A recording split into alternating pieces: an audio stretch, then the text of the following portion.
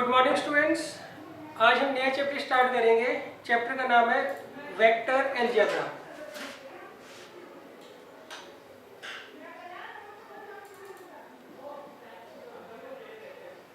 अब देखिए, सबसे पहले वेक्टर समझ लीजिए क्या होता है। देखिए, मैं वेक्टर्स को ना आपको कोऑर्डिनेट ज्योमेट्री जो है उससे रिलेट करके बता रहा हूँ। क्यों? उससे रिलेट अगर आप करके पढ़ोगे तो आपको इजी पड़ेगा, सही। और नेक्स्ट टाइम फिर मैं आपको जैसे वेक्टर्स पढ़ाने चाहिए उस तरीके से बताऊंगा। क्लियर है? अच्छा, अब देखिए, मान लीजिए आपको एक पॉइंट दे रखा है 2, 1, 3, सही। आपको एक पॉइंट दे रखा है। अब हम क्या करते हैं, इसका वेक्टर बनाते हैं। तो वेक्टर बनाने के लिए हम क्या करते हैं, कभी भी किसी पॉइंट का अगर हमें वेक्टर बनाना होता है तो उसको हम क्या करते हैं, ओरिजिन के रेस्पेक्ट हम बनाते हैं। कैसे बनाएंगे? क्लियर है? ये हमारा ओरिजिन हो गया। तो इसका जो वेक्टर बनेगा उसे हम बोलेंगे OP। क्लियर है? तो उसके लिए हम क्या करते हैं, 2 - 0 2i इस तरीके से लिखेंगे, प्लस 1 - 0 1j, प्लस 3 - 0 3k। अब देखो, ये i j k क्या होते हैं, ये यूनिट वेक्टर होते हैं अलोंग। ये तो होता है अलोंग x एक्सिस, ये होता है अलोंग y एक्सिस, और ये होता है अलोंग z एक्सिस। क्लियर है? अब देखिए, ये जो पॉइंट P है ये हमें दे रखा है 2, 1, 3। इसमें 2 जो है वो x कोऑर्डिनेट है, y जो है वो 1 जो है y कोऑर्डिनेट है, और z जो है वो क्या है, 3 है। z कोऑर्डिनेट क्या है, 3 है। ये x कोऑर्डिनेट है, ये y कोऑर्डिनेट है, और ये z कोऑर्डिनेट है। जब इसको हम वेक्टर में रिप्रेजेंट करते हैं तो हम लिखते हैं 2y plus 1j plus 3k। Clear है? तो इसका मतलब सिंपल है, जब भी आप इस पॉइंट से परपेंडिकुलर डालेंगे किसके ऊपर, मान लीजिए आपको ये दे रखा है x एक्सिस, ये दे रखा है y एक्सिस, और ये दे रखा है z एक्सिस। चलो आप इसे z ले लीजिए और इसे y ले लीजिए। क्लियर? ये पॉइंट यहाँ पर कहीं P दे रखा है 1, 2, 3। तो अब आप जब आप परपेंडिकुलर डालेंगे किसके ऊपर, x एक्सिस के ऊपर, तो यहाँ से यहाँ तक का जो डिस्टेंस होगा वो कितना होगा, 1 यूनिट होगा। क्लियर है? सिमिलरली जब आप y एक्सिस के ऊपर डालेंगे तो ओरिजिन से इस पॉइंट का फुट ऑफ परपेंडिकुलर का जो डिस्टेंस होगा वो कितना होगा, 2 यूनिट होगा। सही। और फिर जब आप z पे डालोगे परपेंडिकुलर, तो फुट ऑफ परपेंडिकुलर का ओरिजिन से डिस्टेंस कितना होगा, 3 यूनिट होगा। तो ये 1 यूनिट हो गया, ये 2 यूनिट, और ये 3 यूनिट। तो उसको हम इस तरीके से क्या करते हैं, रिप्रेजेंट करते हैं। सही। अगर आपको कोई पॉइंट दे रखा है तो हम हमेशा क्या करते हैं, उसका जो वेक्टर बनाते हैं वो क्या बनाते हैं, ओरिजिन के रिस्पेक्ट बनाते हैं। तो यहाँ पे इनिशियल पॉइंट क्या होगा, ओरिजिन, और फाइनल पॉइंट क्या होगा, जो पॉइंट हमें दिया हुआ है जिसका हमें वेक्टर बनाना है। और इसको हम लिखते कैसे हैं, OP, और इस तरीके से एरो लगाते हैं। क्लियर है? ये हम वेक्टर जो बना रहे हैं O से P बना रहे हैं। क्लियर है? अच्छा, अब अगर मान लीजिए आपको 2 पॉइंट्स दे रखे हैं,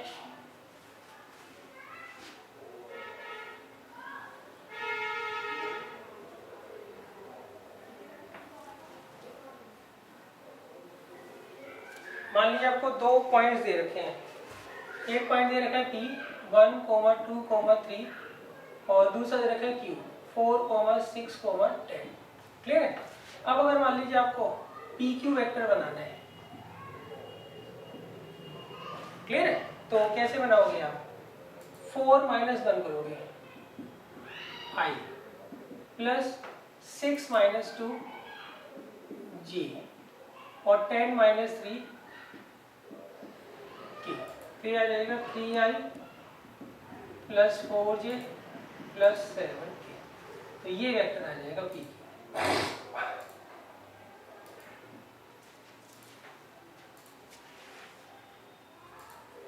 क्लियर है? अच्छा, अब अगर मान लीजिए आपको QP वेक्टर बनाना हो तो आप इसकी हेल्प से भी बना सकते हो। यहाँ पे डायरेक्शन चेंज हो रही है ना, यहाँ P से Q जा रहा है वेक्टर और यहाँ से Q पे P जा रहा है, तो आप सबका साइन क्या कर दोगे, उल्टा कर दोगे। तो -3i -4j -7k, क्लियर है। अच्छा, अगर आपको सीधा बनाना है इन पॉइंट्स का यूज करके, तो उसमें हम क्या करेंगे, पी क्यू के लिए हमने क्या किया था, क्यू में से पी के x y z coordinate minus किए थे, तो क्यू पी में हम क्या करेंगे, पी में से क्यू के एक्स वाई जेड कोऑर्डिनेट क्या करेंगे, माइनस करेंगे। तो कितना आएगा, 1 - 4i 2 - 6j + 3 - 10k, ये कितना आएगा, -3i -4j -7k। तो इस तरीके से आप जो है पी क्यू और Q P vector find out कर सकते हो, क्लियर है। अगर आपको एक सिंगल पॉइंट दे रखा है तो उसको हम ओरिजिन के रिस्पेक्ट बनाएंगे, अगर आपको 2 पॉइंट्स दे रखे हैं तो उसमें वो इनिशियल और टर्मिनल पॉइंट आपको जरूर बताएंगे। इनिशियल हम हमेशा पहले लिखते हैं और टर्मिनल वाला हमेशा बाद में लिखते हैं। तो इस तरीके से हम वेक्टर बनाते हैं।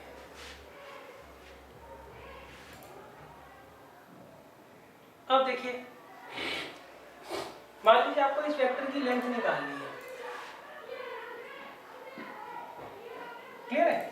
तो उसके आगे हम क्या करते हैं, मॉडुलस का साइन लगाते हैं। आपको पी क्यू वेक्टर दे रखा है, इसका इनिशियल पॉइंट पी है और फाइनल पॉइंट क्या है, क्यू है। तो हमें क्या करना है, इसका वेक्टर फॉर्म करना है। तो कैसे करेंगे वो देख लीजिए आप। उसके लिए हम क्या करते हैं, अंडर रूट का साइन लगाते हैं। पहले 3 का स्क्वायर, कोफिशिएंट ऑफ i का square plus coefficient of j का square plus coefficient of k का स्क्वायर।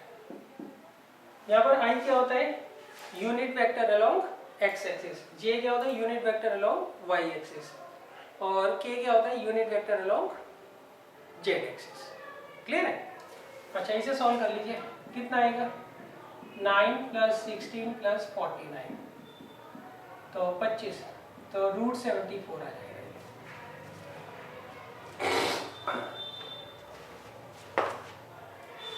तो ये लेंथ आ जाएगी किसकी, पी क्यू वेक्टर की। अब देखिए, मैं आपको एक्सरसाइज करवा रहा हूँ, एक्सरसाइज 10.2 सही, 10.1 हमें नहीं करनी है।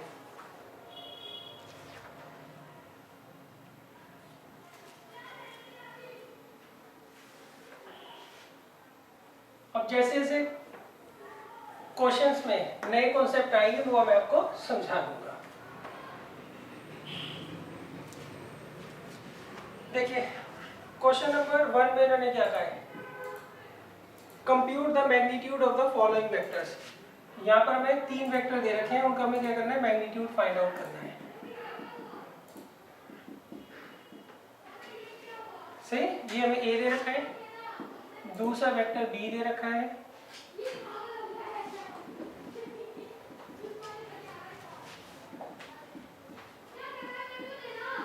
और तीसरा वेक्टर सी दे रखा है।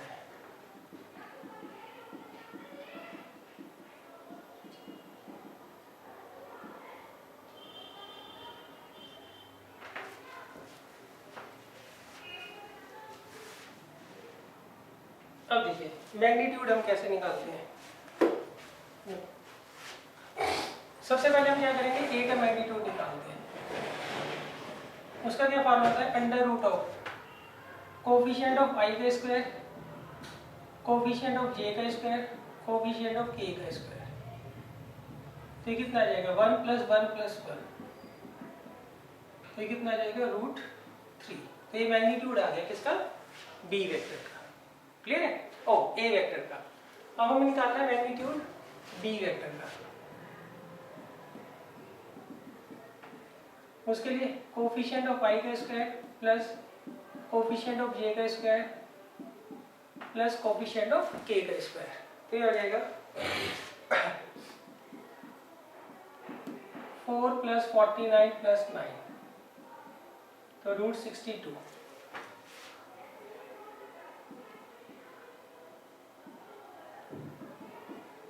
अब देखिए c का मॉडुलस निकालना है, ये तो कर लोगे। कोफिशिएंट ऑफ i का स्क्वायर, कोफिशिएंट ऑफ j का स्क्वायर, कोफिशिएंट ऑफ k का स्क्वायर, तो ये आ गया 1/3 1/3 1/3, तो ये कितना आ गया √3/2 √3/3, अंडर रूट में 3/3, तो √1 तो कितना रहेगा 1 आ जाएगा। क्लियर है?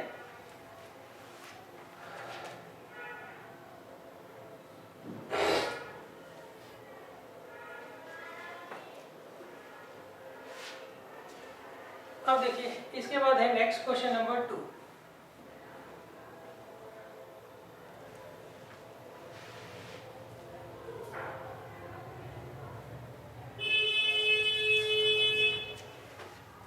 देखिए क्वेश्चन नंबर 2 में इन्होंने कहा है write two different vectors having same magnitude. हमें क्या करना है, दो अलग अलग वेक्टर्स बताने हैं जिनका मैग्नीट्यूड क्या हो सेम। क्लियर है? तो देखिए हमें दो वेक्टर्स लेने हैं, दोनों के दोनों डिफरेंट वेक्टर्स होने चाहिए मगर उनका मैग्नीट्यूड क्या होना चाहिए, सेम होना चाहिए। तो हम बना लेते हैं, जैसे 1i + 2j + 3k।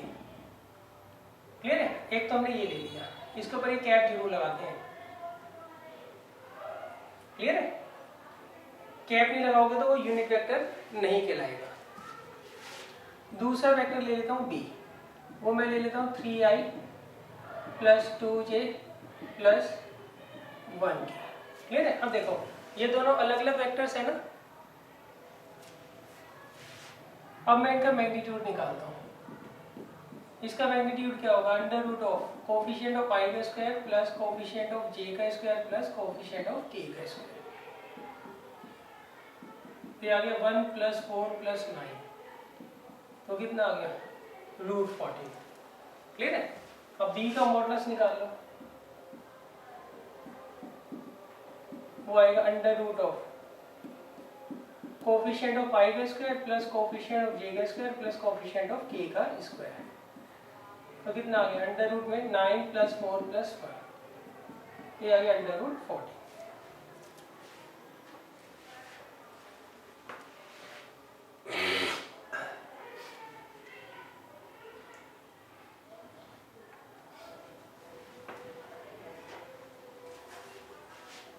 अब देखिए नेक्स्ट है क्वेश्चन नंबर 3।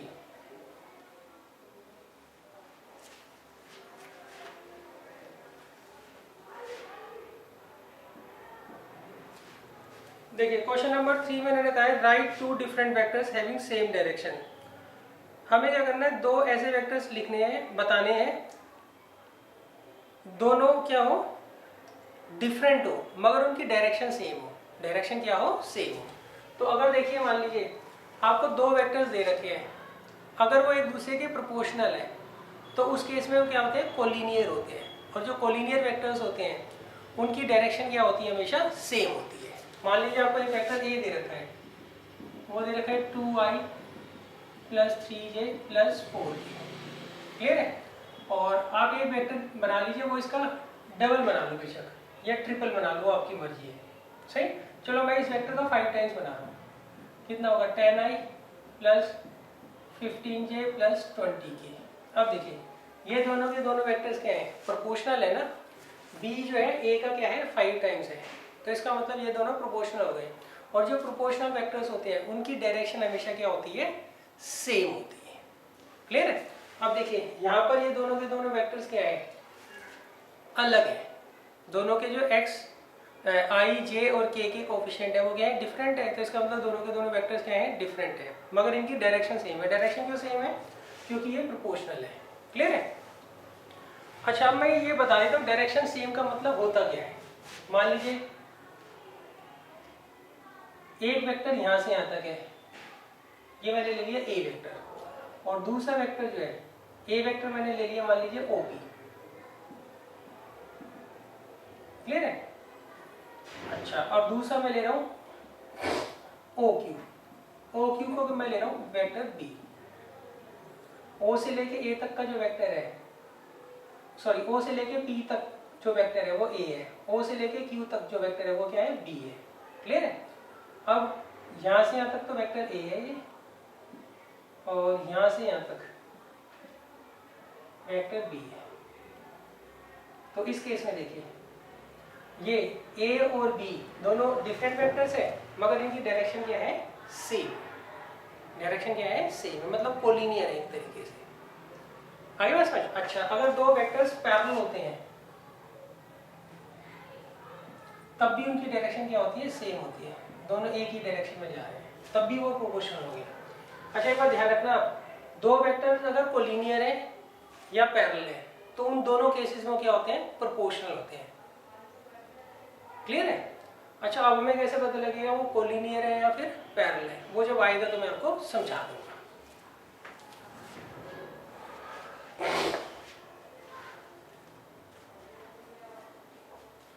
अब देखिए नेक्स्ट है क्वेश्चन नंबर 4।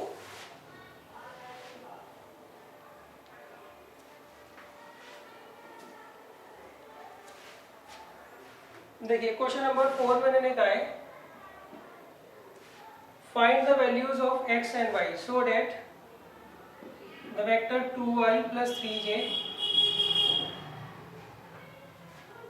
वो बराबर है xi प्लस yj के। ये दोनों के दोनों वेक्टर्स क्या है, इक्वल है, तो हमें क्या करना है, x और y की वैल्यू निकालनी है। अच्छा, एक बात ध्यान रखना, दो वेक्टर्स जब भी इक्वल होते हैं जब दोनों के कोफिशिएंट ऑफ i सेम हो और कोफिशिएंट ऑफ y क्या हो, सेम। तो अगर ये दोनों वेक्टर्स इक्वल है तो कोफिशिएंट ऑफ i यहाँ पे x है और यहाँ पे कोफिशिएंट ऑफ y कितना है, 2, तो x की वैल्यू क्या होगी, 2 होगी। यहाँ पे कोफिशिएंट ऑफ j क्या है, y, यहाँ पे कोफिशिएंट ऑफ j क्या है, 3, तो y की वैल्यू क्या होगी, 3।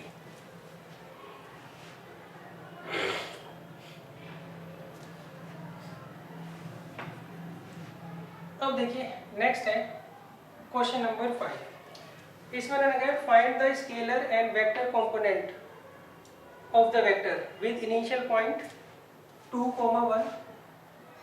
आपको एक वेक्टर दे रखा है, उसका इनिशियल पॉइंट तो 2,1 है और उसका टर्मिनल पॉइंट जो है वो -5,7 है। तो हमें क्या करना है बच्चों, इसका स्केलर और वेक्टर कंपोनेंट दोनों के दोनों हमें फाइंड आउट करने हैं। सही? तो पहले तो मैं इसका वेक्टर बना दूं। सही? तो क्या बनेगा, पी क्यू वेक्टर बनेगा। तो बनाएंगे कैसे, -5 -2 i 7 -1j। क्लियर है? तो ये आएगा -7i प्लस 6j। तो ये वेक्टर कंपोनेंट हो गया किसका, पी क्यू का। अच्छा, इसके स्केलर कंपोनेंट क्या होंगे, scalar component of P Q R. सही? उसके लिए हम क्या करते हैं, यहाँ पे जो कोफिशिएंट ऑफ आई है और कोफिशिएंट ऑफ जे है वो लिख देते हैं। तो कितना आएगा, -7,6। वेक्टर कंपोनेंट क्या होता है, वेक्टर बना के दिखा दो। स्केलर कंपोनेंट क्या होता है, उसमें हम क्या करते हैं, कोफिशिएंट लिख देते हैं किसके, आई और जे के।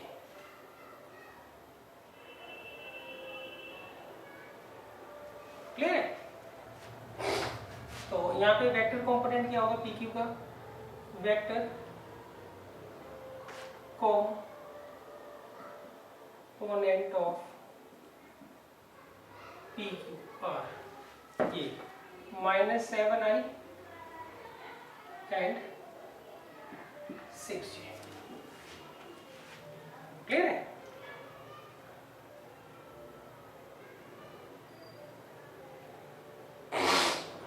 और इसके स्केलर कंपोनेंट क्या होगी, -7 एंड 6।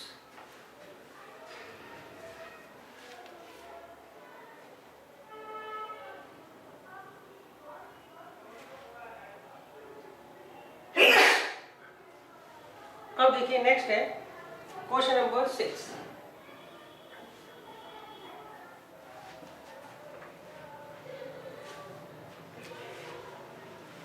देखिए क्वेश्चन नंबर 6 में मैंने कहा है find the sum of the vectors. हमें यहाँ पे वेक्टर ए, वेक्टर बी और वेक्टर सी दे रखा है, हमें क्या करना है, इनका सम निकालना है। वेक्टर ए में दे रखा है आई माइनस 2j प्लस के, और वेक्टर बी दे रखा है minus 2y plus 4j plus 5k। Vector C दे रखा है आई माइनस 6j माइनस 7k।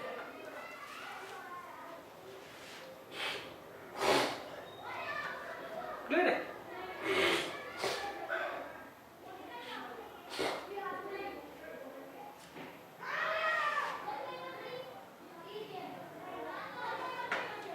अब देखिए, अब हमें क्या करना है, find the sum of the vectors A B and C. हमें क्या करना है, इन तीनों वेक्टर्स का क्या करना है, सम फाइंड आउट करना है। तो हम सीधा ऐड कर देंगे। क्लियर है? कैसे ऐड करते हैं, जितने भी आई के कोफिशिएंट है उनको ऐड कर देंगे आपस में, तो कितना आएगा 0i, और जे वालों को आपस में ऐड कर देंगे। ये आ गया -8 प्लस 4 -4, और ये -1, तो ये आ जाएगा, ये आ जाएगा इन तीनों वेक्टर्स का सम। आई वालों को आपस में ऐड करना है, जे वालों को आपस में ऐड करना है, और के वालों को आपस में ऐड करना है। अब देखिए क्वेश्चन नंबर 7 क्या कहता है, ये कहते हैं find the unit vector in the direction. हमें क्या करना है, ये जो वेक्टर दे रखा है इसकी डायरेक्शन में एक यूनिट वेक्टर जो है वो फाइंड आउट हमें करना है। तो देखो पहले तो यूनिट वेक्टर समझ लीजिए क्या होता है। मान लीजिए आपको ये वेक्टर ए दे रखा है, सही, तो हमें क्या करना है, इसी के कोलिनियर एक ऐसा वेक्टर निकालना है जिसकी लेंथ 1 यूनिट हो। अब इसकी लेंथ तो कुछ भी हो सकती है ना, ए की। अब हमें क्या करना है, ए का यूनिट वेक्टर बनाना है, या आप ये कह सकते हैं ए की डायरेक्शन में यूनिट वेक्टर बनाना है। तो उसका मतलब होता है हमें इसी के कोलिनियर एक वेक्टर लेना है जिसका मैग्नीट्यूड क्या हो 1। अब देखो यूनिट वेक्टर का साइन ऐसे होता है, ऐसे टोपी लगा देते हैं। ये वेक्टर का होता है एरो वाला, और यूनिट वेक्टर का ऐसे टोपी होता है जैसे यहाँ लगा हुआ है ना। क्लियर है? इसका फॉर्मूला क्या होता है, वेक्टर ए को हम क्या करेंगे, उसके मॉडुलस से डिवाइड कर देंगे। वेक्टर ए को क्या करते हैं, उसके मॉडुलस से डिवाइड कर देते हैं। अब देखिए यहाँ पे वेक्टर ए क्या दे रखा है, i plus J plus 2k। इसका मॉडुलस निकाल लीजिए आप ए का, वो आएगा कोफिशिएंट ऑफ i का स्क्वायर, कोफिशिएंट ऑफ j का square plus coefficient of k का स्क्वायर, कितना आ जाएगा √6। तो हम क्या करेंगे, इसको √6 से डिवाइड कर देंगे।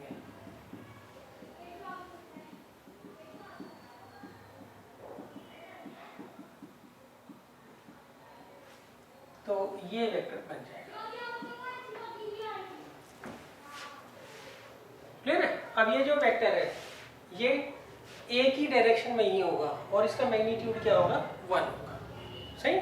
यूनिट वेक्टर का मतलब क्या होता है, आपको एक वेक्टर दिया हुआ है, उसका यूनिट वेक्टर बनाना है या उसकी डायरेक्शन में यूनिट वेक्टर बनाना है, एक ही बात है। जैसे वेक्टर ए का यूनिट वेक्टर निकालना है, तो इसका मतलब हमें ए के कोलिनियर एक ऐसे वेक्टर निकालना है जिसका मैग्नीट्यूड 1 हो, तो ये होगा। अब आप इसका मैग्नीट्यूड निकाल कर अगर आप देखोगे तो 1 ही आ रहा होगा।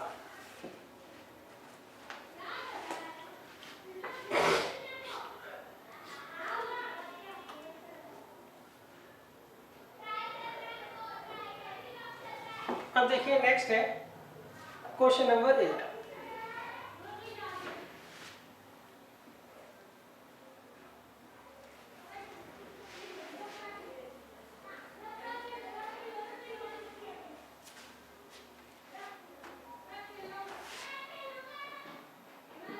क्वेश्चन नंबर 8 में मैंने कहा find the unit vector in the direction of P Q.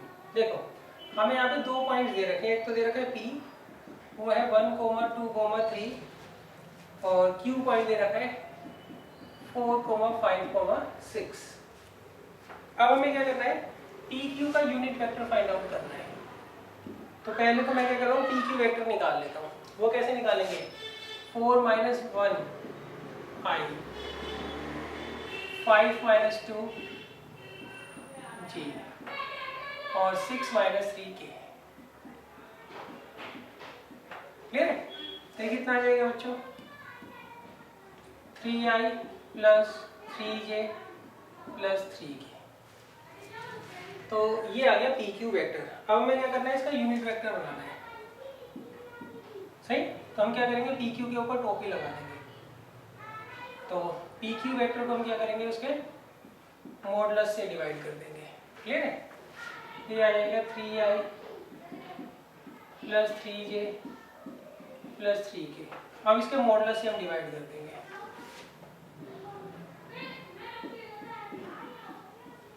तो वो क्या आएगा, कोफिशिएंट ऑफ पाई का स्क्वायर प्लस कोफिशिएंट ऑफ जे का स्क्वायर प्लस कोफिशिएंट ऑफ के का स्क्वायर। तो कितना आ गया, 9 + 9 + 9, ये आ गया √27, ये आ गया 3√3। तो उससे डिवाइड कर देंगे। तो आएगा 1/√3I, 1/√3J, 1/√3K।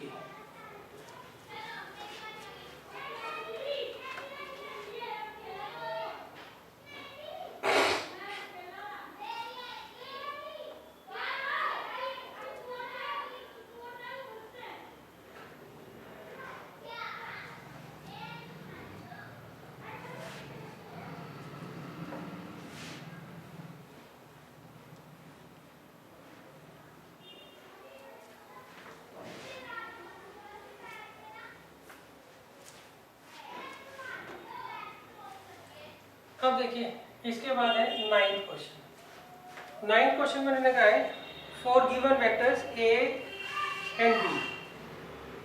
आपको दो वेक्टर दे रखे हैं A and B. Find the unit vector in the direction of the vector A + B. अब हमें क्या करना है, ए + बी की डायरेक्शन में एक यूनिट वेक्टर फाइंड आउट करना है। देखिए, एक वेक्टर में दे रखा है ए, वो है 2I - J + 2K। और एक वेक्टर दे रखा है बी, वो है -I + J - K। क्लियर है? अब देखिए, अब हम क्या करना है, सबसे पहले a + b vector find out करना है। तो कैसे करेंगे, i को i से जोड़ देंगे, कितना आएगा 1I, j को j से जोड़ देंगे +0j, k को k से +1k। क्लियर है? अच्छा, अब हमें क्या करना है, इसकी डायरेक्शन में एक यूनिट वेक्टर फाइंड आउट करना है। तो इसका जो रिजल्टेंट है उसे सी वेक्टर मान लीजिए। अब सी का हमें क्या करना है, यूनिट वेक्टर फाइंड आउट करना है। तरीका क्या है, सी वेक्टर को उसके मैग्नीट्यूड से डिवाइड कर देंगे। सही, तो आप सी का पहले मैग्नीट्यूड निकाल लीजिए। वो क्या आएगा, √ कोफिशिएंट ऑफ i का स्क्वायर, कोफिशिएंट ऑफ j का स्क्वायर, कोफिशिएंट ऑफ k का स्क्वायर। तो ये आ रहा है √2। तो हम क्या करेंगे, वेक्टर सी को √2 से डिवाइड कर देंगे।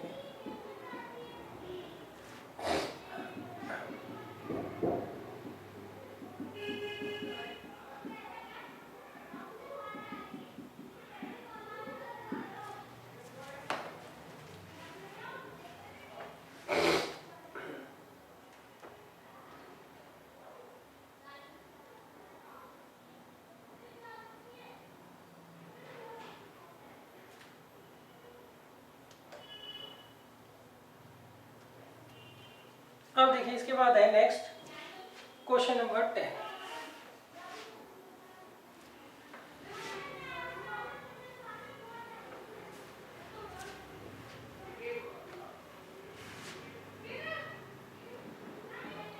देखिए, क्वेश्चन नंबर 10 में मैंने कहा है, find a vector in the direction of vector 5I - J + 2K। अब हमें क्या करना है, एक वेक्टर निकालना है जो इसकी डायरेक्शन में हो और उसका मैग्नीट्यूड 8 होना चाहिए। उसका मैग्नीट्यूड कितना होना चाहिए, 8 होना चाहिए। अब ये देख लीजिए कैसे करोगे। हमें एक ऐसा वेक्टर निकालना है जो इसकी डायरेक्शन में हो और उसका मैग्नीट्यूड 8 हो। तो हम क्या करेंगे बच्चों, पहले इसका मैग्नीट्यूड इसका जो है यूनिट वेक्टर निकाल लेंगे। सही है। यूनिट वेक्टर की जो लेंथ होती है वो क्या होती है, 1 यूनिट होती है। अब हमें लेंथ बनानी कितनी है, 8 यूनिट। तो हम क्या करेंगे, इसका यूनिट वेक्टर निकालेंगे और उसको फिर 8 से मल्टीप्लाई कर देंगे। तो कैसे लिखेंगे हम, vector in the direction of A. सही, इसे वेक्टर ए मान लेते हैं। सही, whose magnitude is 8 यूनिट। सही, वो क्या होगा, 8 times the unit vector of A. अब ए का यूनिट वेक्टर कैसे निकालेंगे, वेक्टर ए को हम क्या करेंगे, उसके मैग्नीट्यूड से डिवाइड कर देंगे। तो ए कितना आ गया, 5 माइनस जे प्लस 2k। अब इसका मैग्नीट्यूड तो आधा ही निकालना, क्या, कोफिशिएंट ऑफ y का स्क्वायर, कोफिशिएंट ऑफ j का square plus coefficient of k का स्क्वायर। तो आएगा 25, 26, 30। तो आएगा 40 बाई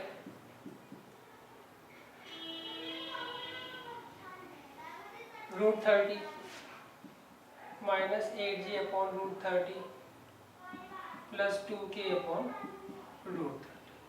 ये वो वेक्टर होगा जो एक ही डायरेक्शन में है और उसका मैग्नीट्यूड 8 यूनिट है।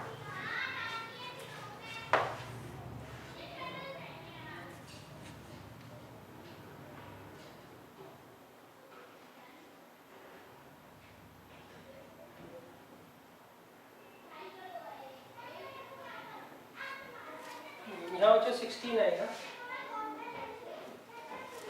क्लियर है।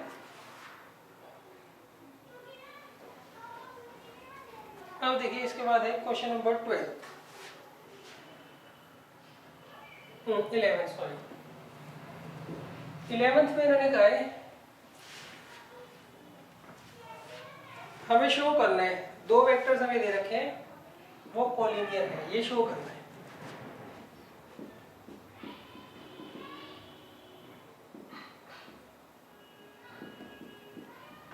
एक तो वेक्टर ए दे रखा है और एक वेक्टर हमें बी दे रखा है। हमें शो करना है दोनों कोलिनियर है। तो देखिए अगर मान लीजिए ये प्रोपोर्शनल है तो उसके इसमें क्या होंगे, ये कोलिनियर होंगे। क्लियर है। यहाँ से -2 कॉमन ले लीजिए तो अंदर क्या है, 2i minus 3j plus 4k। Clear है। यहाँ से आप -2 कॉमन ले लीजिए तो अब देखिए ये किसके बराबर आ गया, b के। तो डेट मीन्स b जो है वो -2 टाइम्स है वेक्टर a के। तो सिंस a और b क्या है, प्रोपोर्शनल है, तो इसका मतलब ये क्या होंगे, कोलिनियर।